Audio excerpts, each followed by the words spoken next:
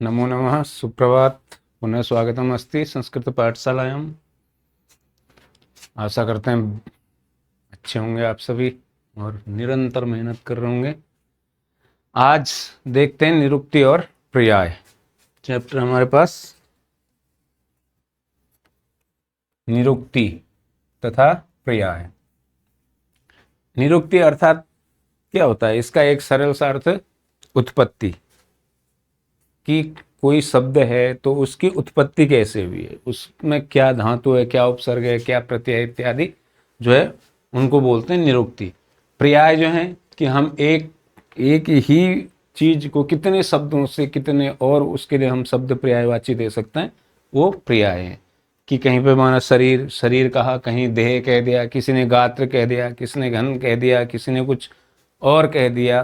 तो ये सब क्या है? ये एक ही शरीर शब्द के ही पर्यायवाची शब्द हैं। इन्हें ही कहते हैं हम पर्याय। और निरुक्ति किसी शब्द की उत्पत्ति।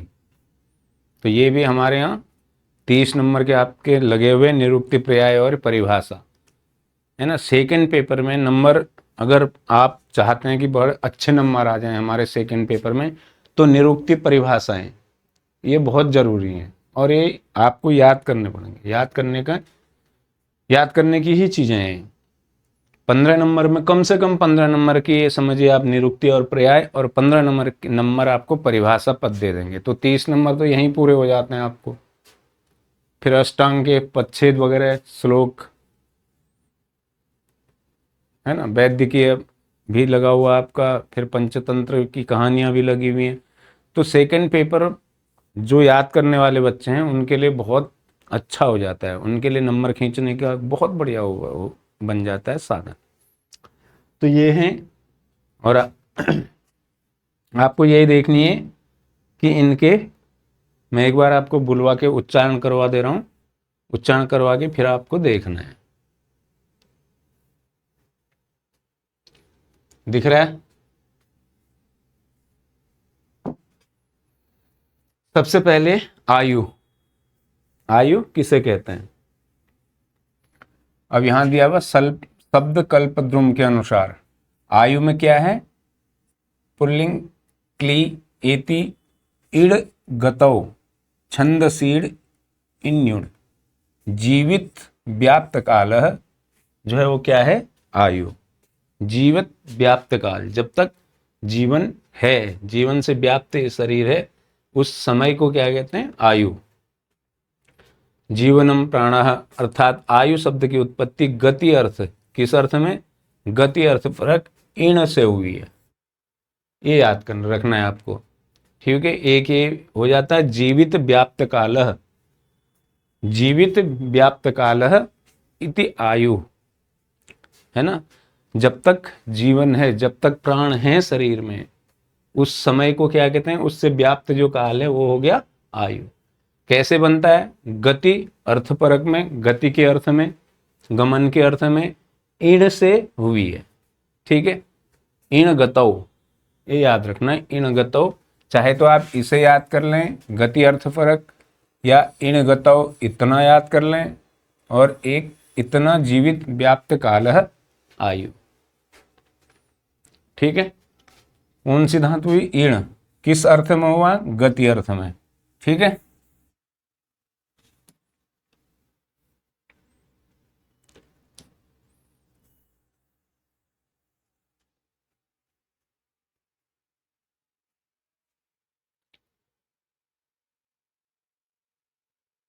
दूसरी इसकी,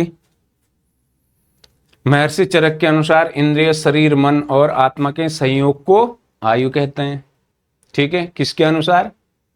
चरक के अनुसार। धारी, जीवित, नित्य योग और अनुबंध और चेतना शक्ति का होना ये आयु के पर्याय हैं। क्या? धारी, जीवितम, नित्य योग, अनुबंध और चेतना। चेतना क्या है? शक्ति। जब तक, क्योंकि जब तक शरीर में चेतना है, शक्ति है, जिसे हम आत्मा बोलते हैं, है ना, उस शक्ति को ही। तो शक्ति जब तक है शरीर के अंदर, उसी समय को तो हम क्या कहेंगे? आयु, है ना। जिस दिन वो निकल गई हमारी आयु वहां पर समाप्त। तो वो जो व्याप्त काल है वो आयु है। ठीक है। शरीर इंद्रिय सत्व आत्म संयोगोधारी जीवितम, कैसे पढ़ेंगे? शरीर इंद्रिय सत्व आत्म संयोगोधारी जीवितम नित्यगश्चानुबंधश्च, नित्यगः च अनुबंधश्च। यहाँ पर भी हम क्या कर देंगे? संधि कर देंगे तो क्या नित्यगः बन जाएगा, है ना। स को विसर्ग हो जाएंगे, च हो जाएगा, फिर ये आ इधर अनुबंध अ इधर चला जाएगा, अनुबंध अनुबंधश्च प्रायर आयुर उच्यते। शरीर इंद्रिय सत्व आत्मा संयोगोधारी जीवितम नित्यगश्चानुबंधश्च प्रायुर आयुर उच्यते। कहाँ का है? चरक सूत्र क्षय। आप इतना और लिखेंगे और आपको अच्छे नंबर दे देगा जो चेक करने वाला होगा। अर्थात शरीर इंद्रिय मन एवं आत्मा के संयोग का होना ही आयु कहलाता है। ठीक है। और उस आयु के और क्या क्या नाम है? ये 4 नाम और दिए हैं, ये आपको मौखिक में भी पूछा जाता है ना। आयु के प्रकार क्या हैं? धारी अर्थात धारण शक्ति, जिसने इस शरीर को धारण किया हुआ है। ठीक है। ये शरीर का धारण करता है। अगर ये नहीं होगा तो क्या हो जाएगा? शरीर सड़ना शुरू हो जाता है, गलना शुरू हो जाता है ना। किसी आदमी की जो मृत्यु हो गई हो, जैसे ऐसे आदमी को आप ऐसे रख दोगे, वो क्या कर देगा? 1-2 दिन में सड़ने गलना शुरू कर देगा। तो इसलिए एक नाम आयु का क्या है? धारी, अर्थात जिसने धारण कर रखा है, जिसने धारण किया हुआ है। फिर दूसरा क्या है? जीवित। ठीक है। जीवित कैसा है? क्योंकि प्राण को धारण करता है। नित्ययोग, नित्ययोग नित्यज्ञ, या इसको नित्यज्ञ भी बोल सकते हैं। क्या करता है? प्रतिदिन आयु आती जाती रहती है, यानी कि नित्य दिन क्या हो रहा है? आयु का क्षरण हो रहा है, क्षय हो रहा है। वो तो नित्य, उसमें कुछ परिवर्तन हो रहा है, इसलिए इसका एक नाम क्या कह दिया? नित्य योग। ठीक। फिर है आयु का संबंध पर अपर शरीर से या प्राण से सदा लगा रहता है। इसके अतिरिक्त और क्या क्या है? बुक में आप देखते रहिए इस चीज को।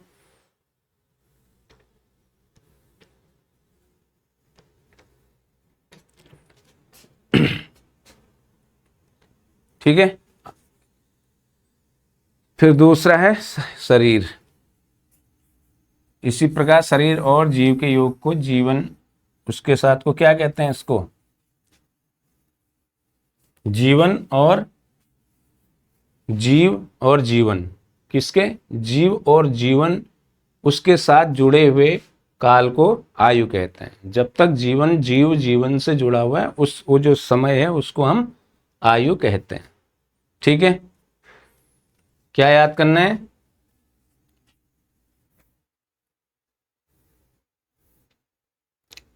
ये नाम है 4 आयु के: धारी, जीवित, नित्यक और अनुबंध। दूसरा देखिए शरीर।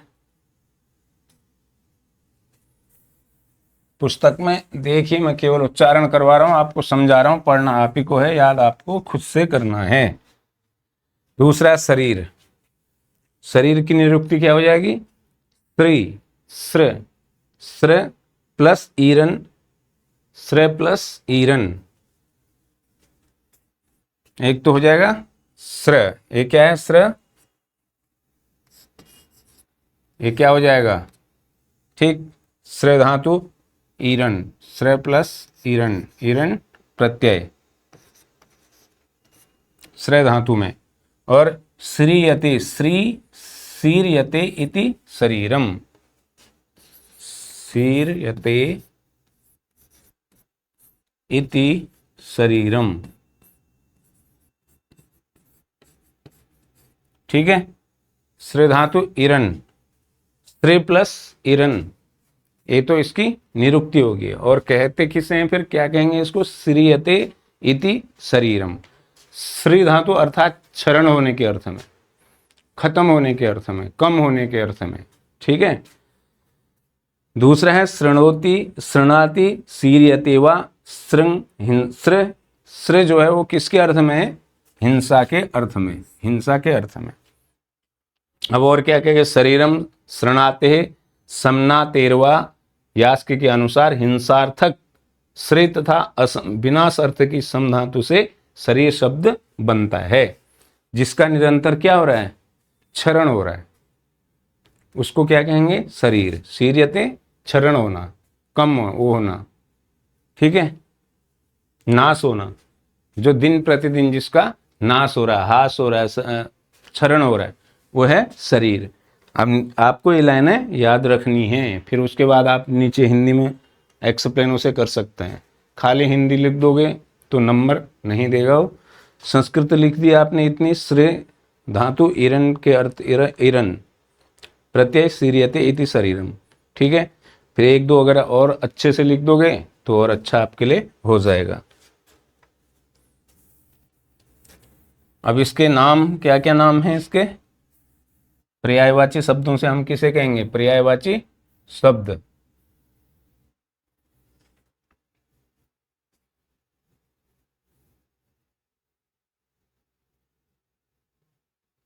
दिख रहा है? पर्याय क्या है इसके?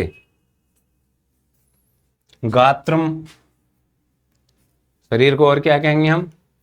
गात्र बोल सकते हैं, और संस्कृत में गात्रम, वपुः, संघन, शरीर, वर्षपन, विग्रह, काय, देह, मूर्ति, तनु, तनु, इतने और नामों से हम इसको जान सकते हैं, ठीक है। संस्कृत भाषा की एक सबसे बड़ी विशेषता है कि इतने सारे शब्द हैं एक वस्तु को कहने के लिए, एक शब्द के इतने पर्यायवाची। आपको सूर्य कहना हो तो आप सन का कोई पर्यायवाची शब्द नहीं ढूंढ सकते, सूर्य के लिए दूसरा पर्यायवाची शब्द नहीं मिलेगा आपको। हमारे यहाँ कितने, कम से कम 84-85 शब्द हैं जिससे आप सूर्य को कह सकते हैं। ऐसे चंद्रमा के लिए बहुत सारे शब्द हैं। अभी शरीर के लिए आप देखो इतने सारे शब्द हैं।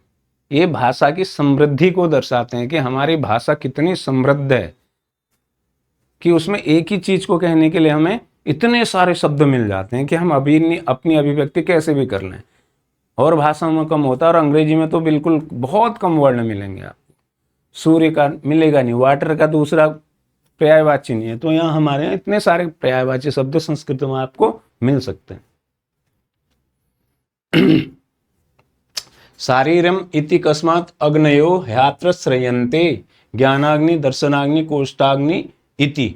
ये कहाँ से लिया गया? गर्भोपनिषद से, के अनुसार ज्ञानाग्नि दर्शनाग्नि कोष्ठाग्नि का अधिष्ठान होने के कारण इसे शरीर कहते हैं, ठीक है। आपको क्या याद करना है? श्रीयते, सीरियते इति शरीरम, श्री में इरन प्रत्यय लगने से बन जाता है। तीसरा, आगे चलते हैं, तीसरा है मन।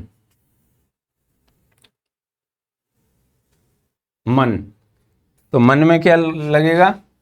मन प्लस असुन, है ना। मन शब्द में असुन प्रत्यय, मन्यते, मन्यते, ज्ञायते, बुध्यते अनेन इति मनः, जिसके द्वारा क्या होता है? मनन किया जाता है, जाना जाता है और अवबोधन किया जाता है, उसको क्या कहते हैं? मन कहते हैं। सब तीन चीजों लगभग अर्थ सबका समान है। मन्यते, मनन करना, ज्ञायते, जान लेना, बुध्यते, जिसके द्वारा हम किसी चीज का बोध कर लेते हैं, ये सब इति मनः, इसे मन कहते हैं।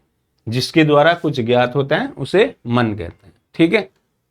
पर्याय क्या क्या है इसके? चित्त भी कह सकते हो आप, चित्तम भी कह सकते हो, हृदय भी कह सकते हो, चेतः भी कह सकते हो, छद भी कह सकते हो, और मानस भी इसको आप बोल सकते हैं, ठीक है। निरुक्ति क्या है? मन प्लस असुन, ये इसकी निरुक्ति होगी। मन असुन, मन और असुन के योग से मन शब्द बना।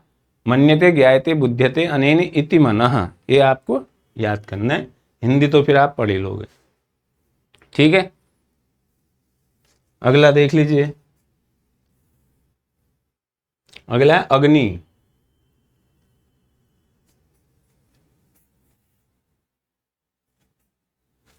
अग्नि में क्या होगा? अगिगतौ, अगिगतौ।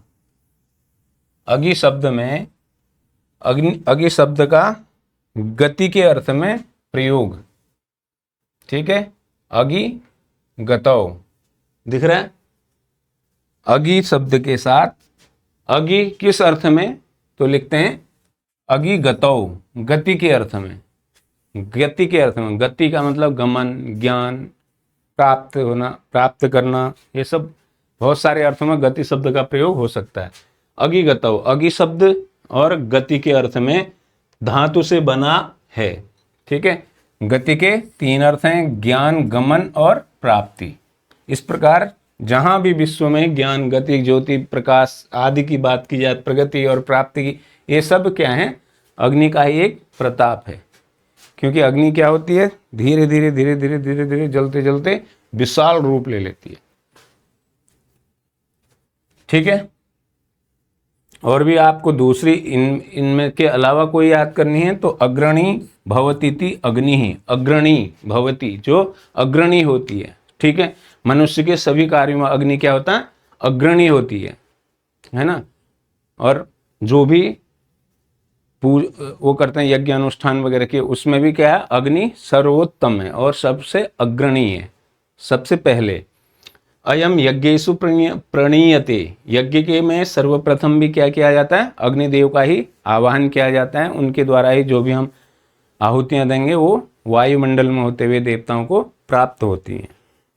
तो इसलिए सर्वप्रथम हम अग्नि का क्या करते हैं, आवाहन करते हैं।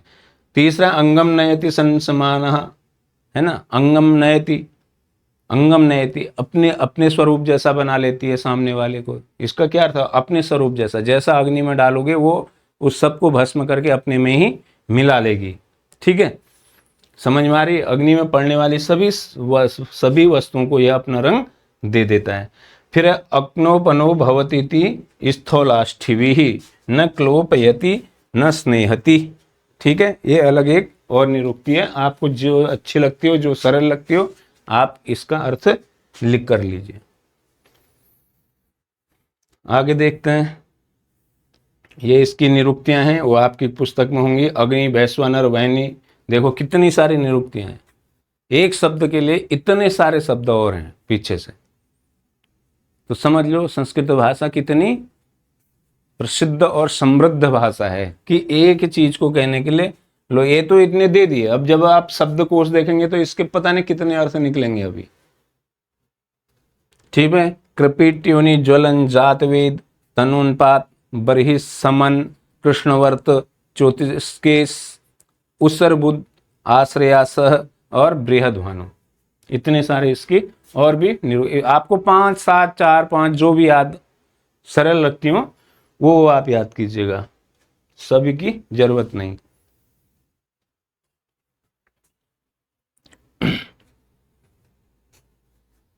और वहां तो उतने ही देखा, अब देखो अग्नि के कितने सारे दे रखे इन्होंने।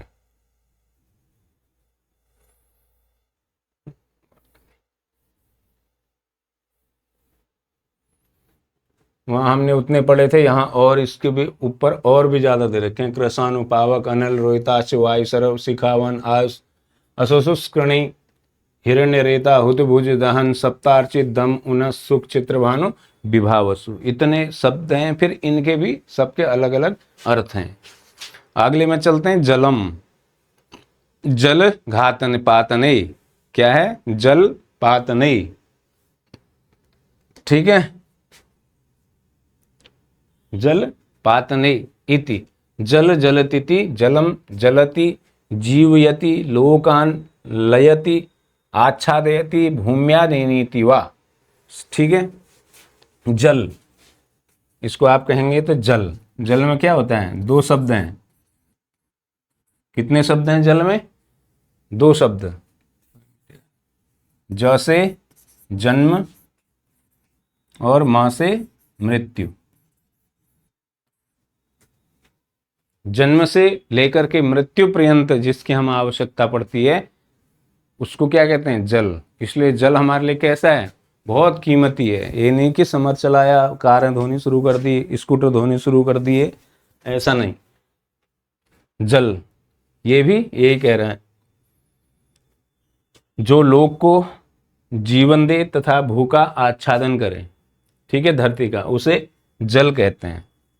और इसके पर्याय कितने हैं आप नीचे देखिए, पानीय, आप, कीलाल, नीर, सलिल, जल, अमृत, वारुण, तोय, वारी, अंबु, अभ्य, उदक, इतने आपको इस पुस्तक वाले ने लिख दिए हैं, और होते बहुत सारे और भी।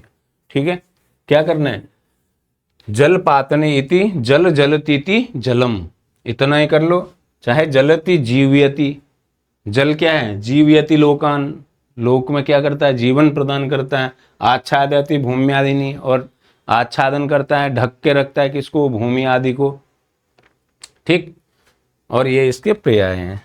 आगे देखिए, जलम के बाद वातः, जलम के बाद वातः,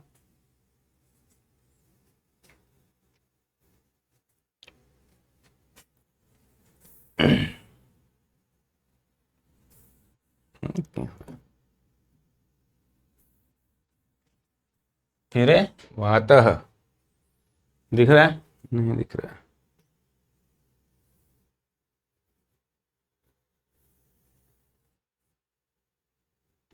वातः।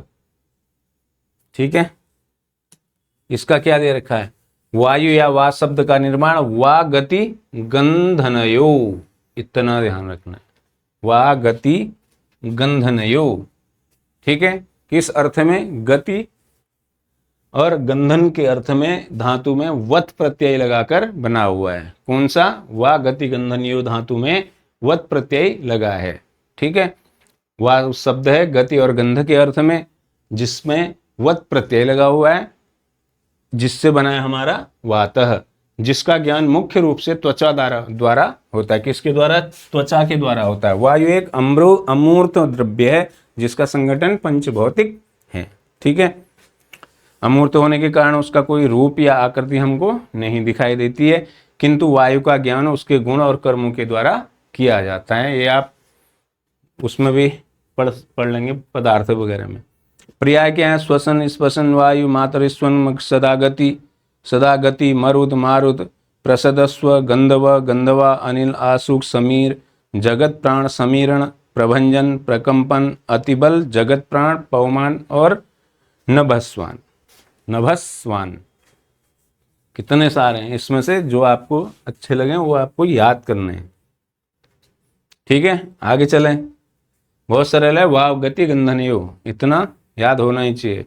पित्तम, पित्तम दिख रहा है, तप संतापे, क्या है, निरुक्ति क्या है, तप संतापे धातु से कृदंत विहित प्रत्यय लगाकर तपति इति पित्तम, तपति इत पित्तम, जो तपता है, जो तपाता है वो क्या है, पित्त है। जो शरीर में ताप गर्मी उत्पन्न करे उसे ही हम पित्त कहते हैं। ठीक है, अगला, तस्मात् तेजोमयम पित्तम पित्तोस्पायः स पक्तिमान, पित्त के द्वारा शरीर में जो कुछ भी कार्य संपन्न होता है वह अग्नि के समान गुण कर्म वाला होता है, इसलिए पित्त शरीर में अग्नि भाव का द्योतक है, अर्थात अग्नि भाव का को धारण करता है। आगे कफ, कफ देख लीजिए, कफ, इनकी दिक्कत है, ये भी सेकंड पेपर में, फर्स्ट पेपर में उसमें बहुत ज़्यादा आपको मौखिक में भी बहुत काम आती है, निरुक्ति और पर्याय, क्योंकि कोई भी टीचर आता है तो वो निरुक्तियां जरूर आपसे पूछता है। कफ का निरुक्ति द्विवादी गण में, द्विवादी गण में, ये गण अलग चीजें है ना, ये आपको फर्स्ट पेपर में जो धातुएं हम पढ़ते हैं, पट धातु, पच धातु, ये सब अलग अलग गणों में बटी हुई हैं, तो वो ऐसे 10 गण होते हैं। निरुक्ति द्विवादी गण में पठित सिलस आलिंग ने दो चीजों को मिलाने वाली इस धातु में कृदंत विहित प्रत्यय द्वारा सिलस्यते अनेनेति श्लेष्मा, सिलस्यते क्या करते, सिलस्यते। ठीक है, अनेन जिसके द्वारा, इति ऐसा श्लेष्मा है, जो मिलाता है वह श्लेष्मा कहलाता है। सिलस्यते श्लेषण करना है ना, जोड़ना। ठीक है, चीजों को जोड़ना। श्लेष। ठीक, दूसरी आप कर सकते हैं क प्लस फल प्लस ण, श्लेष्यते अनेनेति श्लेष्मा। इस व्युत्पत्ति से श्लेष्मा शब्द बनता है। केन जलेन फलति। अगर ये भी याद नहीं हो रहा है तो आप करो केन जलेन फलति इति कफः, इति कफः, केन जलेन फलति इति कफः। ये आपको याद करने हैं, याद रखने हैं। आगे चलते हैं। अगला है रस। कौन सा है? रस।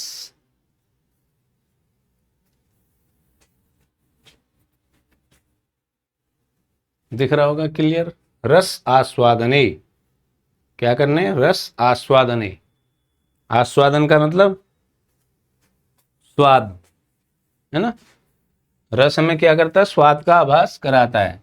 रस आस्वादन के अर्थ में, जिसका आस्वादन किया जाए, जिसको चखा जाए, ठीक है, जिसका स्वाद लिया जाए, वो क्या है? रस है। ठीक है। तत्र रस गतौ धातु, तत्र रस गतौ धातु, फिर है अहर, अहर, अहर गच्छति। ठीक है। गत्यर्थक रस धातु से रस शब्द बना है, जो दिन रात क्या करता है? गतिमान रहे। अहर अहर दिन रात क्या करता है? गच्छति, गमन करता रहता है। वो क्या है? रस है। ठीक है। अगर दूसरी करनी हो, ये समझ में नहीं आया तो रसनात् सर्वधातूनां रस इत्य विधीयते। रसनात् सर्वधातूनां रस इत्यम विधीयते। रसनात् सर्वधातूनां, ठीक, रस इत्य अभिधीयते। इति अभिधीयते, संधि कर देंगे तो इति अभिधीयते यण संधि हो जाएगी। ठीक है। नेक्स्ट देखते हैं। आगे आप पढ़ लीजिएगा, ये रहे सब। तीसरी है रसति शरीरे आसु प्रसरति इति रसः। एक और दे रखी है इन्होंने, वो रस्यते आस्वाद्यते इति रसः। ये चौथी, रस्यते आस्वाद्यते इति रसः। रसेंद्रिय द्वारा जिसका क्या किया जाए? आस्वादन किया जाए, जिसका स्वाद लिया जाए, वो क्या है? रस है। ठीक है। अगला है रक्त।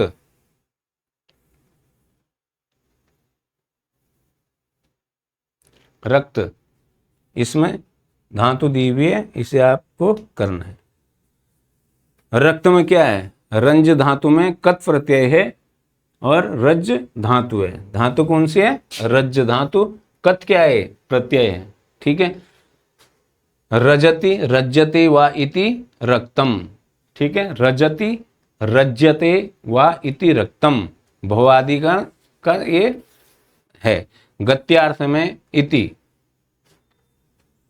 थोड़ा इसे डिलीट करूं मैं।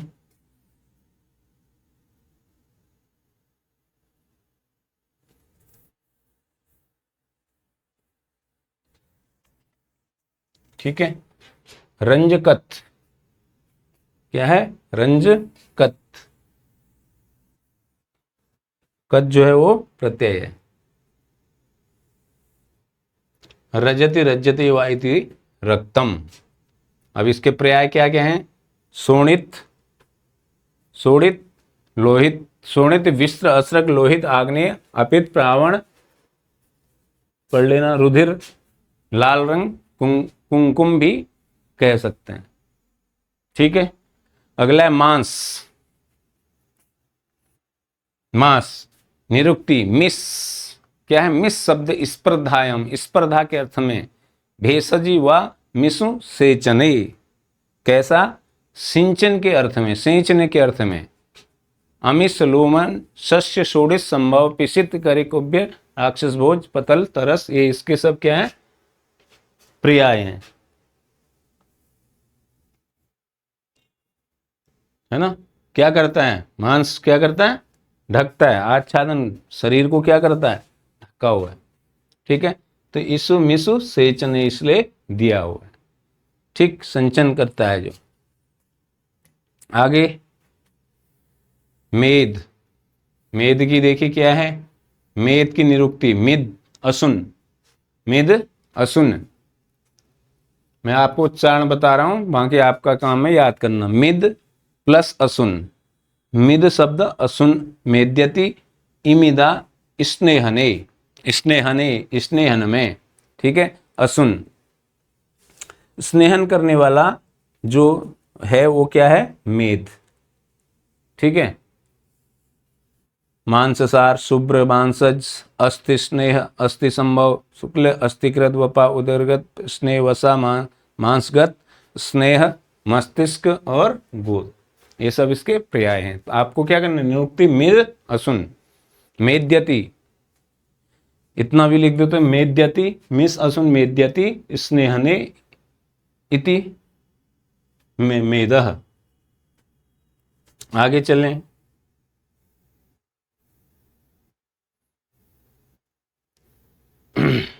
पुस्तक में आप देखते रहें।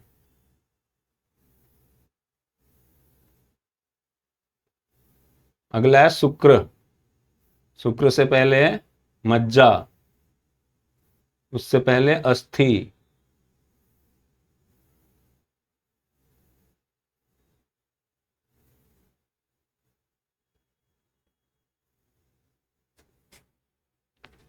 अस्थि का अस किथन, अस किथन, अस संजितभ्याम दिख रहा है, किथन अति अशिष असी सज्जिभ्याम किथन।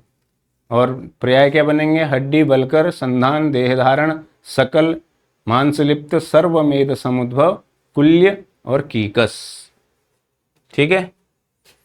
करना क्या पड़ेगा, अस किथन, ठीक है। असी संजिभ्याम किथन, कुछ भी कर लो दोनों में से। अस में किथन प्रत्यय, अस किथन, ठीक है। अस शब्द किथन प्रत्यय। और ये इसके हो गए मज्जा, मज्जा का देख लीजिए, मज्ज प्लस अच प्लस टाप, मज्ज धातु में स्त्रीलिंग के अर्थ में अच प्रत्यय, ठीक है। पहले मज्ज धातु, फिर अच उसमें प्रत्यय, फिर अच प्रत्यय के बाद टाप प्रत्यय जो कि स्त्रीलिंग के लिए प्रयोग होता है। मज्ज बन गया, मज्ज प्लस अच मज्ज, फिर उस च को आ करने, अ को आ करने के लिए जो है एक सूत टाप प्रत्यय लगता है,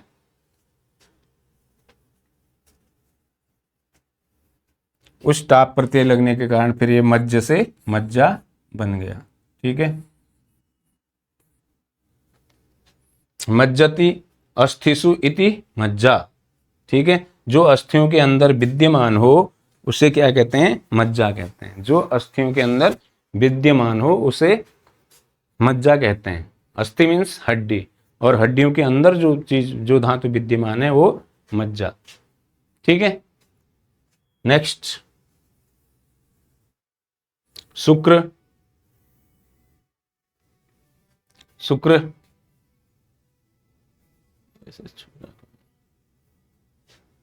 इसे मिटा लेते हैं, एक मिनट। शुक्र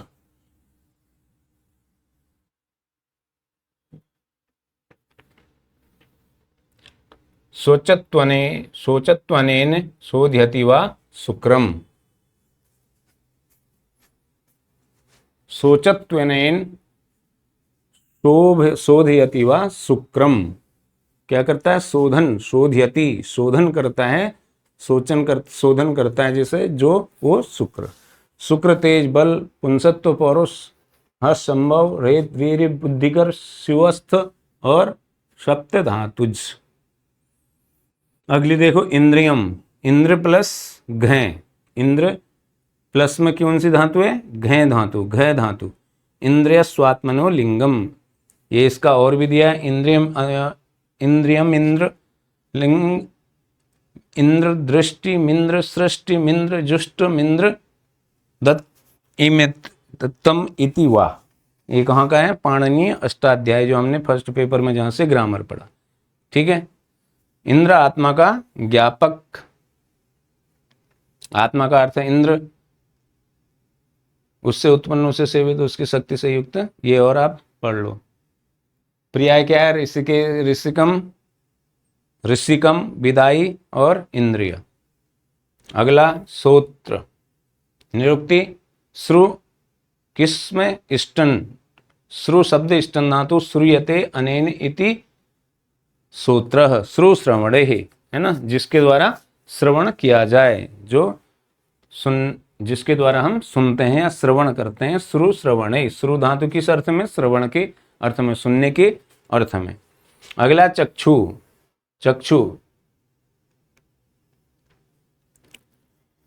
चक्षिंग, क्या पढ़ोगे? चक्षिंग प्लस में उस, चक्षते अनेनेति वा, चक्षी, चक्षे, सिच इत्युषि, जिसके द्वारा क्या किया जाए? देखा जाए, है ना, वो क्या है? चक्षु। और पर्याय क्या है? लोचन, नयन, नेत्र, भीषण, चक्षु, अक्षिणी, दृग और दृष्टि। फिर है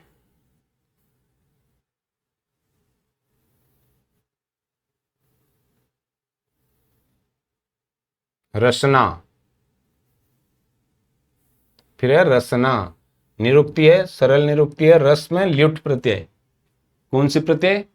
रस में ल्युट प्रत्यय, रसयति रस आस्वादने, ठीक है, जिसके द्वारा जो रस है उसका आस्वादन किया जाए, है ना। रस का आस्वादन किसके द्वारा किया जाता है? जीभ के द्वारा।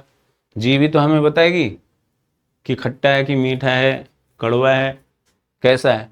तो रस में ल्युट प्रत्यय बना, रस में ल्युट प्रत्यय लगाया तो शब्द बना रसना। और किस अर्थ में बना? आस्वादन के अर्थ में, जिसके द्वारा रस का आस्वादन किया जाता है वह रसना है, ठीक है। रस इत्य आस्वादयन्ने, ये आस्वादयंतने अनेनेति रसनम, ठीक है। आस्वाद लेना जिसके द्वारा होता है उसे रसना कहते हैं।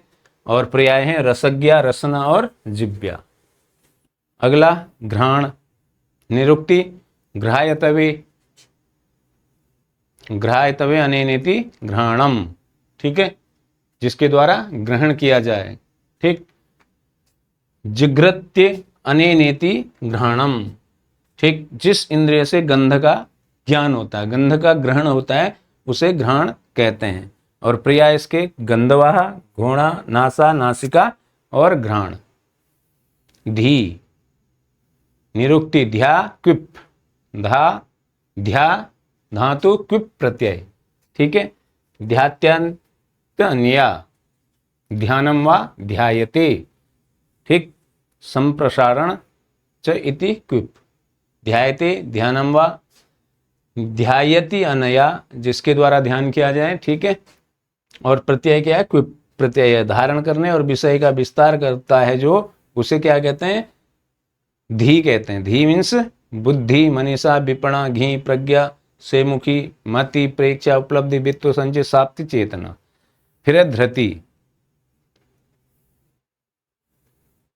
धृति की क्या है? ध्रि प्लस कितन, ध्रि प्लस कितन, धरणम, घय धारणे, घ प्रत्यय फिर कितन प्रत्यय, घय धारणे, धारण में, धारणे धारण करने में, ठीक है। धारण में, धी को जो धारण करता है, अर्थात जो बुद्धि है उसको जो धारण करता है, उससे धृति कहते हैं, ठीक है। पर्याय हो जाएंगे इसके धारण, धैर्य, योग, विशेष, यज्ञ, पुष्टि इत्यादि इसके क्या हो गए? पर्याय हो गए। जिसमें जो धारण करता है, किसको धारण करता है? धी को जो धारण करता है उसे धृति कहते हैं। स्मृति, स्मृति धातु में क्या प्रत्यय लगा? कितन प्रत्यय लगा हुआ है। स्मृति, आद्यायने धी धार्यते यया, स्मरणम स्मृति, ठीक। दूसरी है स्मृयते यया स्मृति, जिसके द्वारा स्मरण होता है उसको स्मृति कहते हैं। यया स्मरण भवति सा स्मृति, जिससे स्मरण हो उसे स्मृति कहते हैं, ठीक। या ज्ञातम विषयम ज्ञान स्मृति, ठीक है, जिसके द्वारा ज्ञात विषय का ज्ञान होता है वह भी क्या है? स्मृति है। और इसके पर्याय क्या क्या हैं? चिंता, स्मृति, आध्यान, उत्कंठा, ठीक। अगला है बुद्धि, ठीक है, वो था धी ए बुद्धि। अब इसमें क्या शब्द आ गया, बुध शब्द में कितन प्रत्यय लगता है तो बुध्यते अनया बोधनम वा, ये सब बन जाता है। निश्चित निश्चित्यात्मिकांतः करणम वृत्ति, निश्चित ज्ञान को जो प्रकट करने वाली वृत्ति है उस वृत्ति को क्या कहते हैं, बुद्धि कहते हैं। ठीक है, निश्चित ज्ञान को प्रकट करने वाली वृत्ति को बुद्धि कहते हैं। ठीक है, बुद्धि याद कर लें, बुध्यते अनया बोधनम वा इति बुद्ध निश्चयात्मिक कांतकरणम वृत्ति, कोई सा भी एक कर लो। और निश्चित ज्ञान को प्रकट करने वाली जो शक्ति है वो शक्ति हमारी बुद्धि है। ठीक है, पर्याय बुद्धि मनीषा धीषणा धी प्रज्ञा सेमुखी मति प्रेक्षा उपलब्धि चित संचित ज्ञाप्ति चेतना, ये सब इसके पर्याय हैं। फिर है मति। मति में मन में कितन प्रत्यय, मन में कितन प्रत्यय, कितन प्रत्यय स्त्रीलिंग के लिए प्रयोग आ जाता है। मन्यते अनया मननम वा मम ज्ञाने इसी कितन। ठीक है, मन को धारण करने वाली जो शक्ति है उस शक्ति का नाम क्या है, मति है। ठीक है,